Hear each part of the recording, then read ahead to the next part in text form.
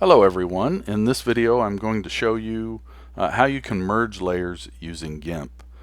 And when you're merging layers, it's pretty easy to merge a layer in GIMP.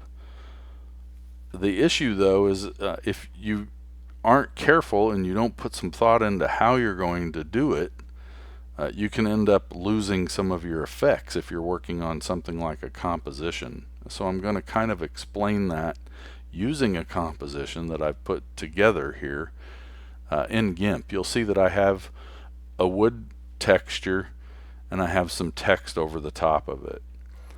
Let me explain what we have here, and then we'll get into the merging and the whole point of this video. So this is the original texture, and as you can see, it doesn't have a lot of color vibrance. There's color there, but it's not very vibrant. And so what I did was I just created a layer on top of this texture and I filled it with this color here. So I filled that layer with that color, and then I added a blend mode. Now if you're not familiar with blend modes, they're basically a way of changing the way layers interact with each other. And there's a bunch of them, but we'll save that for a different video. But what I did was I put a blend mode of dodge on this color layer, and what it does is if I didn't have a blend mode on it, this is what it would look like, because you can't see through this layer to see the texture. But because I have the dodge blend mode on it, and I left the opacity at 100, we're able to see through this color layer and still see the texture. So it adds vibrance to the texture. Moving on, I created another layer with some text, just some white text, and I put a blend mode on that layer of overlay, and I reduced the opacity down to 35. So now you can kind of see the text, but you still can see the texture through the text. But that didn't really give it the effect that I wanted, so I went a step further and created another layer, and I put a blend mode on it. And that layer is this color here. Kind of see it's like a grayish, reddish, purplish, very, very light.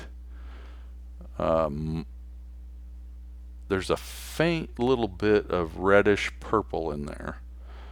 But anyway, that's the color that I used for this text, and I put a vivid light blend mode on it and left the opacity at 100. So that's how we have this composition. So now to the point of the video, which is merging layers. The thing I wanted to point out is when you're merging layers that have effects on them, like these blend modes, the order that you do the merging is going to impact what happens to your composition or to the final image. So if I was to start here and I just wanted to merge this down, you can merge really easy. You just select the layer you want to merge and you can click this merge down button, or you can come up here to the layer menu and select merge down. Okay, so it's pretty easy to merge things, but watch what happens when I merge this layer with the one below it.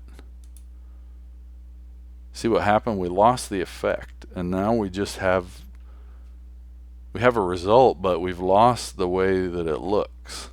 So I'm going to back up by hitting Control Z, and I'm going to try starting here and merging this layer down to the one below it. So if I select that layer and click merge, the same thing happens. We lose some of the effects, and we still have this top effect, but we've lost the effect that we had on this white text layer. So let's go one step further now and try starting here and merging this layer down with the texture. So we click this. Hey, that's looking good because we didn't lose any of the effects. We still have our vibrant textured background.